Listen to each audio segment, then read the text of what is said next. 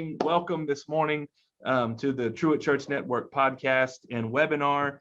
We are continuing our Navigating Faithfulness series, and today are joined by Truett grad Cameron, among many other things that we'll talk about. Truett grad Cameron Friend. We just like to lead with the Truett grad part while we're on the Truett podcast, And Cameron, thanks for being with us, man, today. We appreciate you taking the time. Yeah, I'm glad to be here. Truett definitely holds a special place in my heart, and obviously, Matt and I, you and I had a great relationship when I was there as well. Actually, you got me assigned to my first preaching gig when I was 23 years old, actually. And so, yeah, I deeply appreciate all the things that you did for me at Truett. Where was that? Do you remember what church that was?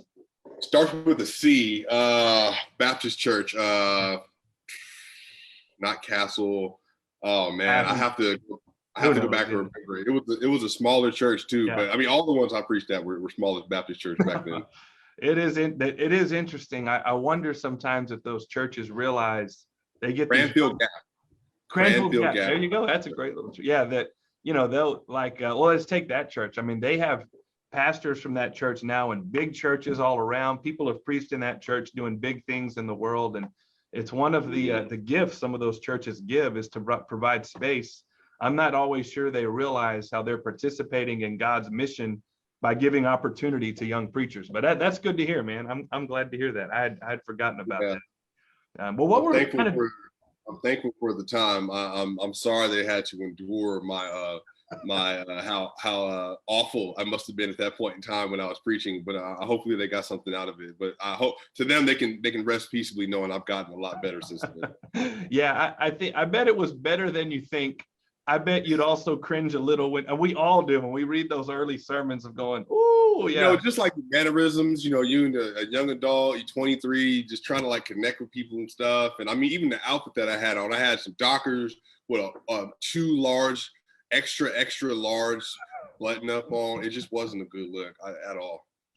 Well, we all grow. We all continue to learn and grow. Praise God for that. Exactly.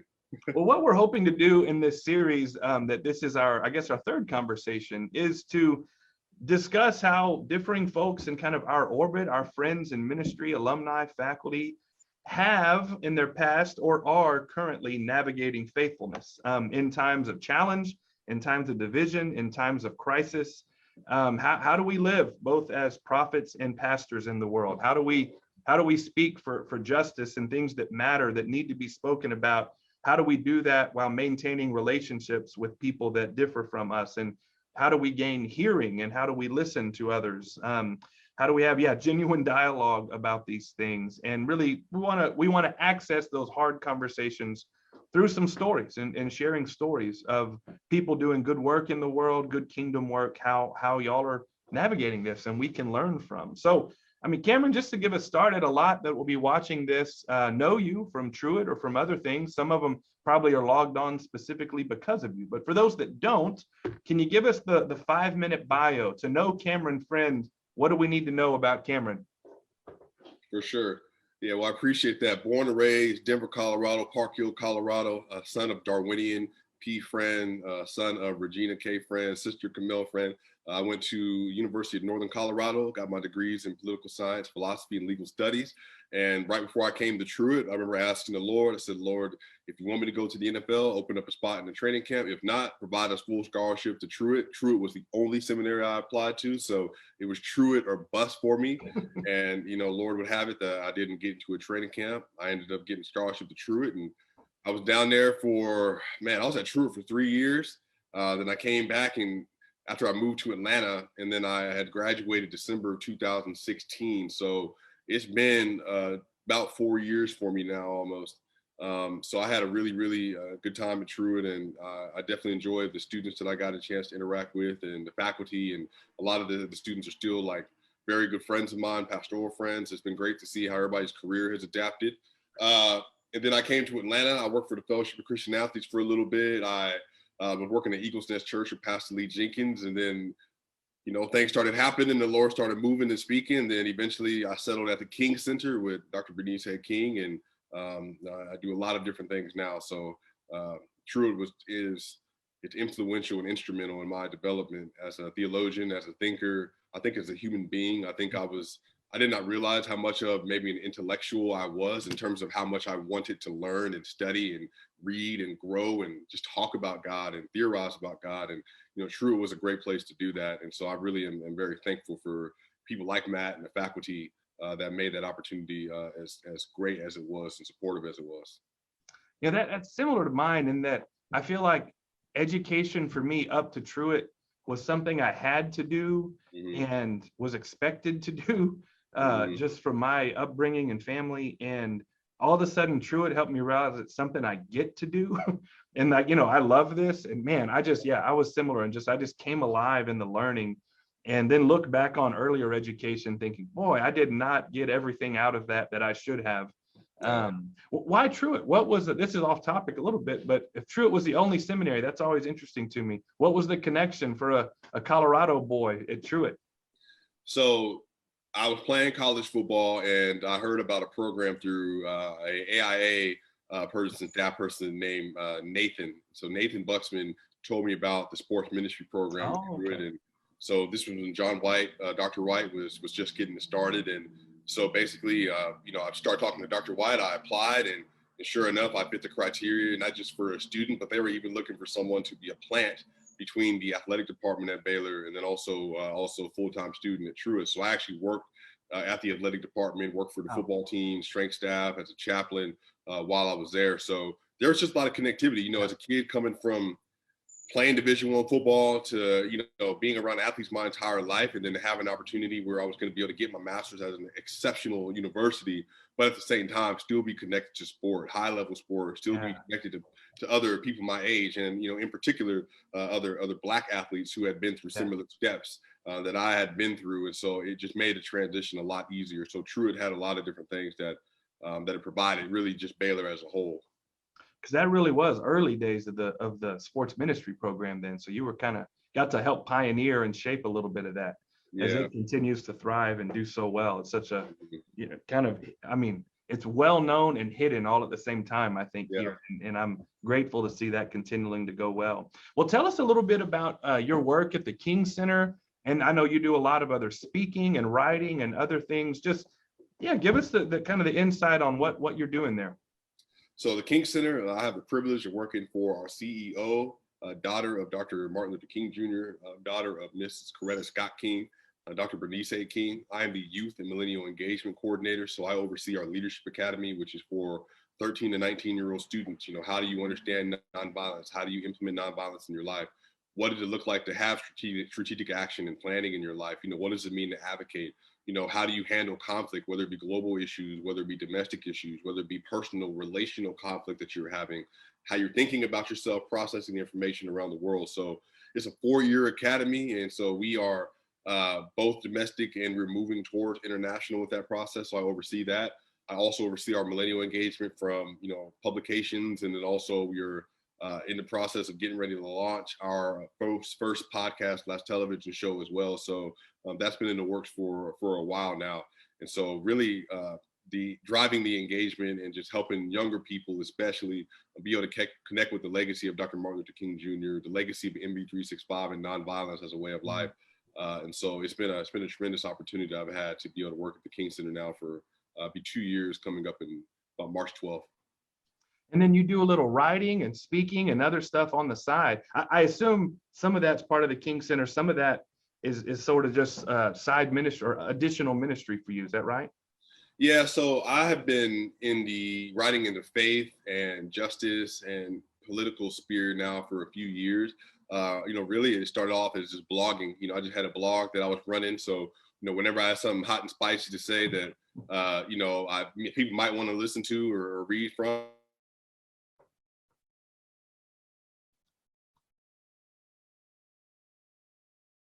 with, as we'll talk about today, my own Blackness and the space I was in, predominantly white spaces, or, how I was just engaging with Christianity and all these other things. And so even just with that, like I've just been writing for a long time, then eventually it's built over into, having opportunity to write for some major publications and stuff as well. So I've done some writing for the King Center, but a lot of it's been more outside, just stuff I've been working on for years. And I mean, I've been a part of a lot of faith initiatives that were centered around racial justice, centered around, how do you understand and talk about faith and race and all those other things. So a lot of that kind of born very organically out of that. Yeah, that's excellent. I think I told you I appreciated several of the things I've seen that you've written, but I preached in chapel at Truett in November and quoted from you a couple different points. Your article on Christianity Today that featured Dave Chappelle as a cultural prophet, and I thought that was, I agreed with you and just thought a lot of what you said was really well written and well said and points well taken, and so I've appreciated that. And no, that's a lot of work. So how does that? Let me ask you this way. I mean, where do you get kind of deepest joy and fulfillment of your calling? It sounds like your callings kind of continue to evolve and develop over some time as you've learned more and grown more and experienced more. And just we all get to know ourselves better in who God's created us to be. Where do you find your deepest fulfillment in your calling now in these roles? It's funny. I'm going to be honest with you. Even when I was at Truett, I really struggled with what it meant to be a pastor. Like, to think that I had to somehow end up on the other side of my graduating from Truett and then like, all right, you need to be a pastor or even be like a sports chaplain. It's not that I didn't think those things were good. I just thought those things were maybe for the way that God had been wiring me was just maybe a little bit too small in a framework, because I had all these other things I was thinking about and I wasn't even talking about yet at the time, just because I didn't know how to voice them. So I think my love for the work started in a place where just a sincere, deep appreciation for who God is and what he's done in my life. I mean, come from the barrel just with a lot of things that I've gone through, some self-inflicted things I've just experienced growing up in life. I mean, and then on top of that, what does it even mean to exist as a human being and be Black in America, but also you're walking around as a criminal target at all times, so even just realities like that, what does it mean to be able to exist in my own space in a way that I am 100% authentically myself? And the only place I was able to do that originally was really my relationship with God, not having it all figured out and still trying to learn and grow who I was. And so over the course of my life, there were always stages where God had always given me a particular bent towards people.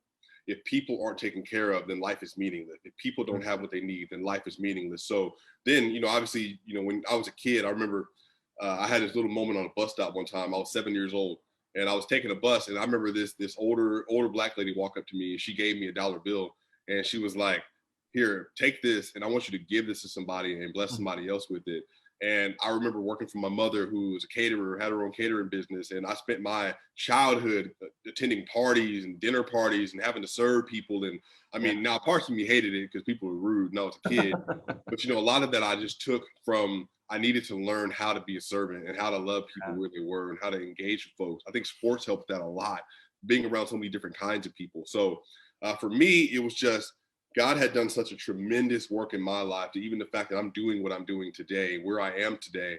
And then for that, God not only dealing with me and myself, but also giving me the ability to help and serve others. So I think there were just a lot of implications, and it was just like a natural yearning for everyone to be heard, to be known, to be seen, and to be valued. And if we are not, or if I'm not doing something that makes somebody feel that way, then I would have always, since I was a kid, felt a conviction, because I want you to be able to be yourself around me. I want you to feel loved around me. And so I think God just had naturally placed that in my heart. And then he just formulated that as the years went on. So it was just a connectivity to him, but then it was a need for other people to be able to feel the same thing that I'm feeling, however they need to feel it in their own lives, if that makes sense. Man, that's a good word. I think when we talk about calling, I know that's not what we're here to discuss, but I can't help but think about calling when you see people go to some different jobs that have commonalities between them, and you're doing something you probably never could have imagined you're doing when you started Truett, or maybe even left Truett. But calling is about some of those core things you mentioned. Whatever you're going to be doing, you want to be doing those things. And it's more than being a pastor. It's more than being a social, or whatever the job is. Calling is deeper underneath those things, and that's exciting to hear. And what a good witness for a lot of students who may watch this to know you take one step at a time in faith, and you never know what those subsequent steps are. But life is long, and keep stepping. Well, Cameron, to the point we've kind of come to discuss today, we've talked about how the theme of these visits is navigating faithfulness, particularly focusing on the ways that We navigate faithfulness in times of crisis, in times of challenge, and division. I mean, just given that theme, how are you navigating faithfulness in your life and ministry? What does that look like for you? Kind of what is the challenge to that right now? What comes to mind? Yeah, well, I mean, that's a really good question. I think that, how do we answer that question? I think for myself, there have been many things in my life that have happened to me that I've had to depend on the Lord very specifically in order to overcome and get through. And I think for all of us, we are living in a world where less than 2 months ago, we had to deal with the insurrection at the US Capitol. We've had to deal with the global pandemic. All of our lives have been disrupted and changed. And so for myself, one of the things I had to realize about myself early on is that oftentimes, especially in my faith journey, I realized that for whatever reason, whenever I brought up things about myself, I brought up what was happening in the world, I saw that when I made a connectivity to the gospels, the way that we were called to live, it was seemingly making a lot of people uncomfortable. Like people didn't like that I was maybe challenging the way things were, or challenging some of the ways we treat each other, or challenging some of the policies and practices, even challenging our institutions. Is this institution really representing Christianity as a school, as a church? And so over time, I came to realize that what was most offending people was that I was allowing my Blackness to be on display. And many people did not know what it meant to listen to a Christian person critique the world around them through the prism of their Black experience. And so for myself, the only way that I've been able to be at peace or even to be full of joy is being able to be authentically myself, however that may look. Now, that doesn't mean that I'm dismissive of people. It doesn't mean that I try to intentionally dislodge people from my life. That's not what is happening. What's happening is at some point, my very existence became a threat to the social status around me. So when I started voicing opinions to that, I got a lot of criticism and I got a lot of pushback from people, even that I knew and that I respected. But if I'm not authentic to who God's made me to be, if I'm not authentic to who God's called me to be, or even just my personality, then I can never, ever be in a place of joy. So what's gotten me through now, how I've been able to navigate faith, how I've been able to rest assured in Christ, is that I know without a shadow of a doubt that I was made different, that I was made uniquely, and that however God has made me, the process now is just learning how to become more of that person. And then also learning how to navigate spaces, maybe in a way that is healthy, in a way that is God pleasing, but that doesn't mean altering who I am. So I think a lot of times, honestly, Matt, I think that's one of the biggest struggles, especially when you're younger. It's like, okay, how much do I actually maybe alter myself? Or am I supposed to just be like learning as I grow, maturing as I go, becoming more of myself? But so often when we talk about faith, we think what it means to be faithful is to suppress like who you are and how God actually formed you and built you. Because he made you a vessel, and that vessel is very specific. So I had to be comfortable with my vessel in the way that God had made me, if that makes sense. That is, man, that's a one of those tricky lines to articulate. You have to feel it, that to be Christ-like is not one type of being conformed. It looks a little different for all of us based on, I mean, not just skin tone, but the race and what that projects to the world. It looks different for me than you, growing up in different places and different backgrounds. It's aiming at Christ, but it looks different based on personality and any number of things. We will have particular challenges that are unique, but ultimately that is about, what you just said, learning about who you are, God created you to be, and to live in that. Man, you seem to me, in both how I've known you, though that's been a few years since we've been in geographical proximity, but also what I see you write, what I see you tweet, what I just see of you, you haven't grown cynical.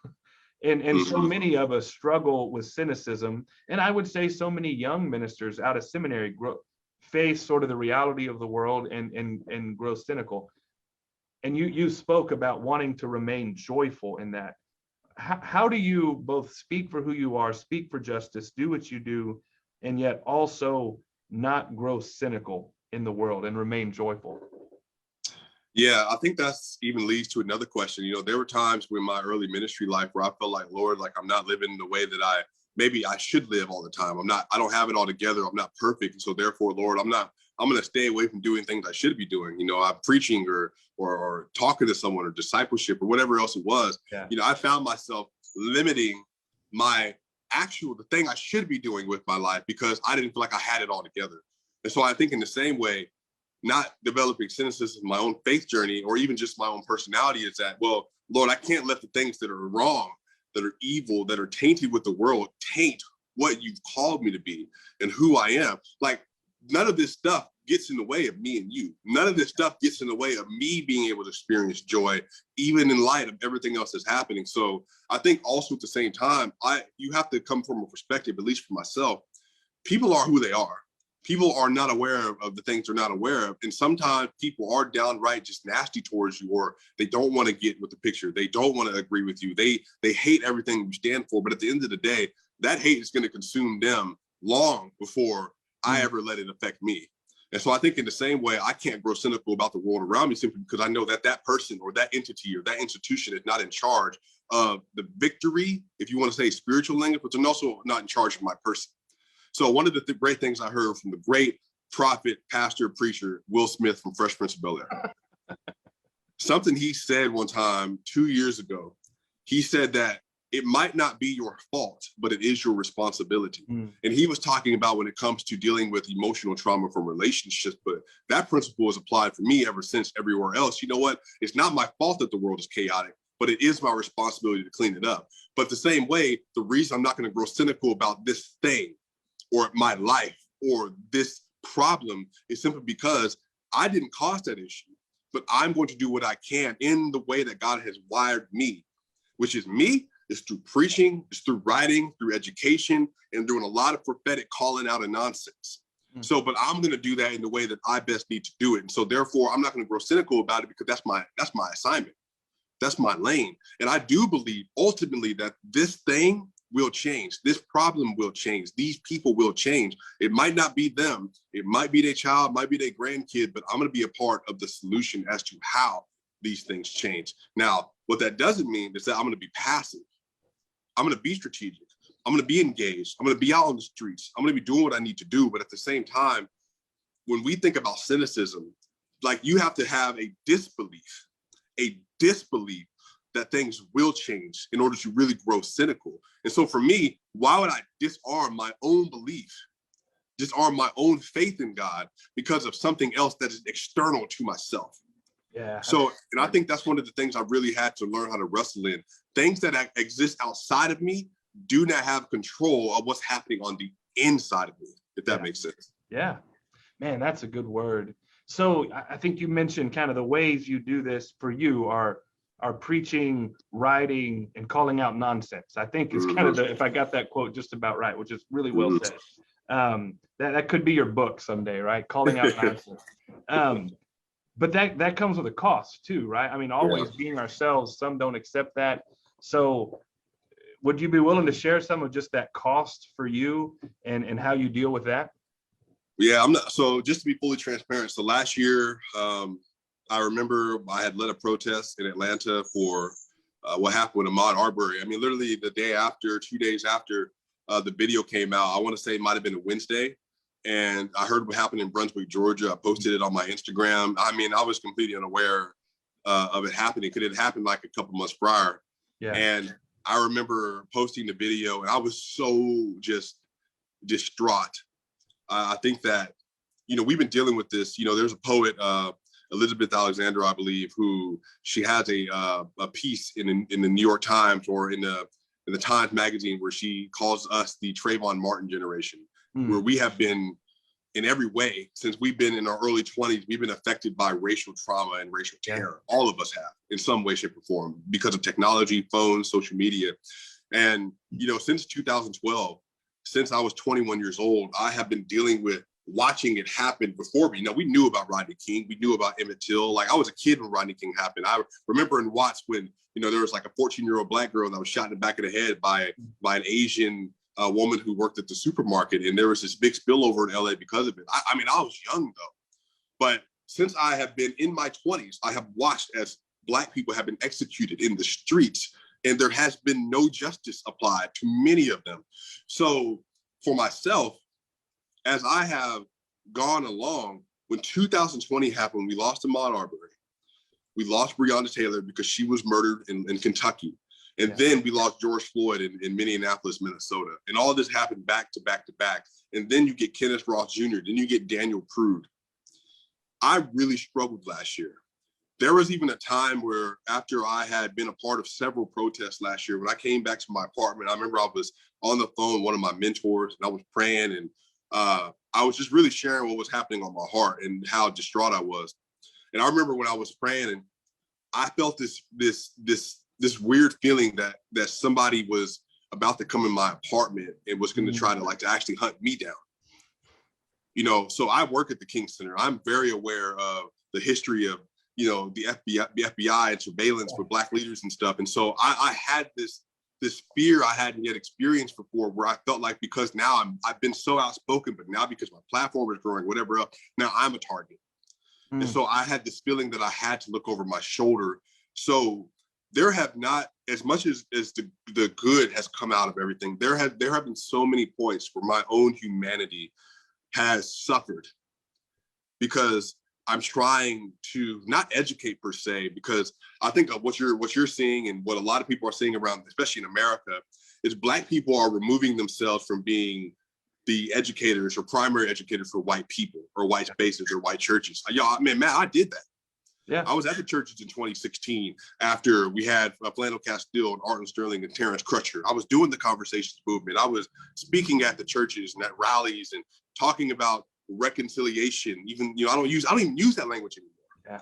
So I really was in a place where, full transparency, I remember I was sitting down with the CEO of a large organization, predominantly white organization, and I was giving them some consulting about stuff.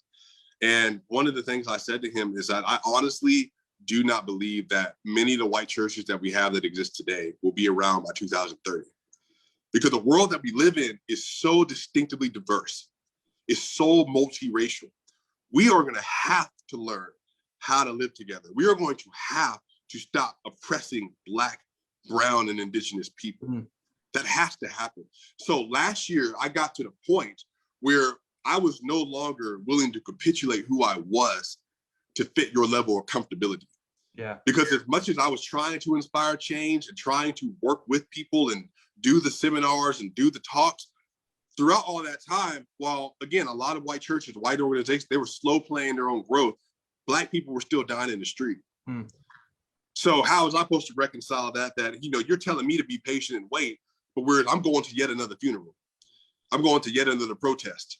I'm having to look over my shoulder yet again because the same issues continue to percolate through our society. So last year especially, and then even obviously with the insurgency of a couple months ago, there have been some real points of just down in weight. So to your point, it is a heavy weight.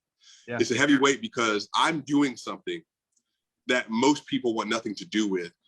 I'm trying to solve a problem that many people don't believe there is the problem in the first place. And I'm trying to deal with a theology that has been so constructed that America and capitalism and whiteness is at the center of it. And you're having to dislodge all of these mistruths about who God is, and then trying to reconstruct what a Christian identity is supposed to be. So it can be a very tumultuous work.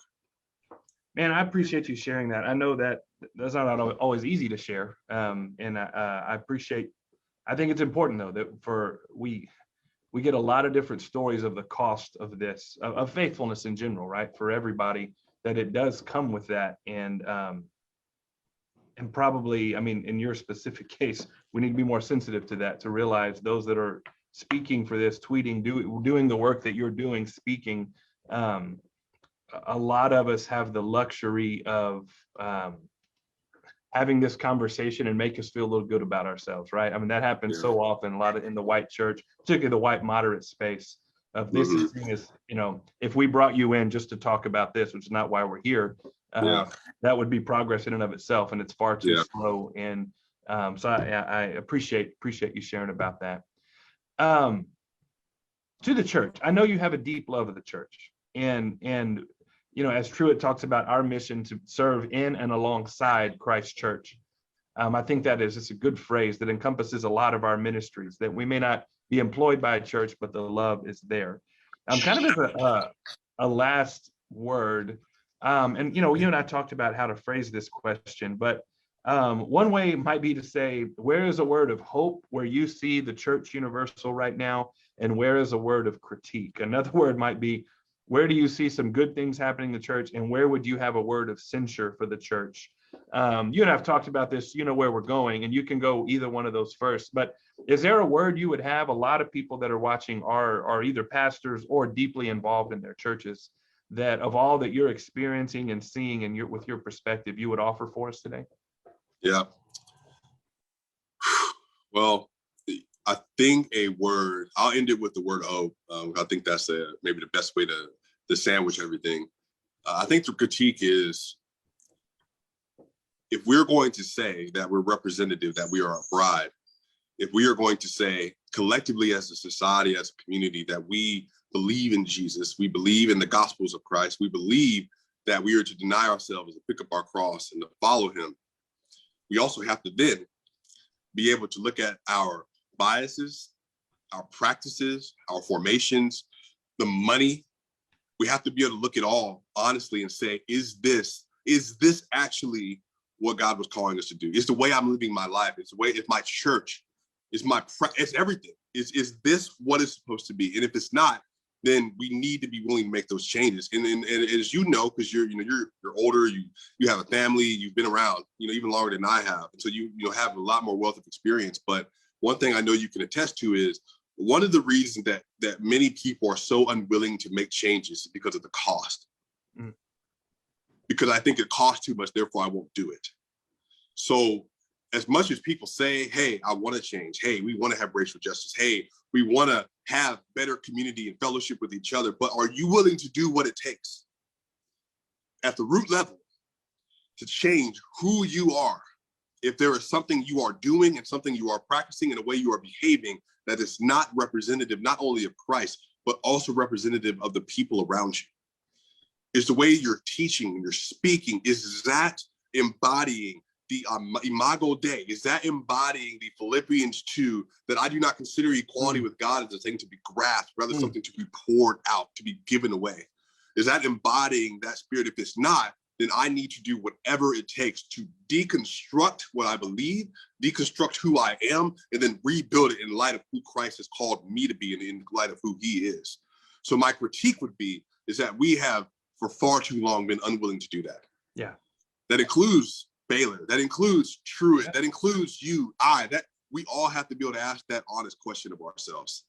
Am I doing what it takes to make sure that other people around me, that they don't have to silence their own humanity because I'm unwilling to make changes in my life because it's uncomfortable?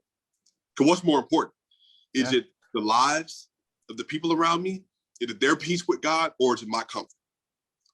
We have to be willing to ask that question. And so my hope is, and what is most hopeful, is that I remember we saying at Truett. I remember at Truett, I was there in 2016, and we were talking about the Reformation. And every 500 years in church history, there was some kind of major reformation that happens. And here we are, 504 years away, basically, from what happened. And we are in a place where there is a reckoning happening. There's a reckoning happening in America. There's a reckoning happening in the global church, where we are being forced to deal with the things that have been buried for far too long. The hopeful thing about that is more people than ever are not only willing to answer the call to stop being the oppressor, but more people than ever are willing to put their own selves at risk. More people are willing to be fully human than we've ever had. Because for so long, me being myself, that was a detriment to my person, because I always had to look over my shoulder. I always had to make sure that I was around the right people to do so. But now more Black and brown students are voicing out what they believe needs to happen, how they feel, what they need to be supported. So now there's more freedom on that side than we've ever had. So the hope is, as that continues to happen, as more Black students and brown students continue to voice what they need, changes begin to be made more and more. Because now you can no longer deny what's happening. So the hopeful thing is not only is God doing this globally, but God is changing the hearts of persons, and we are having to see how ugly we are. And before you can ever change, you have to know, this is who I am. But the hopeful part of that is, not only is this not who I have to be, but this is not who I will be moments from now, months from now, years from now. So we are slowly as a society changing. It is not fast enough, but there are so many of us that are committed to the work and committed to the process more than ever. And so I believe we're going to have more change. The church will be more beloved. The church will be more fruitful. The church will be more holy because of what's happening today in 2021. Man, that's a good word and hopeful word and a true word, because you're right. On the one hand, there are so many signs of hopeful movements forward, right? Of just, well, let's say like people like myself, who I never probably would have said this, but would have felt this, that we're kind of beyond race, right? We're sort of beyond some of this. It doesn't look like it looked like when the stories I hear from my grandparents growing up in Louisiana or great grandparents, things like that. And so we're confronting our blindness and reading, and we're talking, and we're forming relationships and wanting to work for this future in new ways. And that's just speaking for myself, but a lot of people. And yet the opposition is so much, or it seems more blunt and focused and pointed and rampant. And so we have these dual pictures with no one is really left to be in an in-between anymore. You've got to choose. And there's a lot of hope for, or a lot of work to do for a lot of different churches on how to lift up these stories and how to tamp these others down and speak truth to those. But Cameron, thank you for your time, man. I appreciate your witness. I appreciate your friendship. Your friends and colleagues at Truett are thankful for you. We're just thankful for your ministry and glad to be able to partner together in this. Any final word of blessing for us? No, Matt, I appreciate you. Thank you for everything for the last several years of my life that you have assisted me and helped me, and you were critical in my time of even just making it through Truett.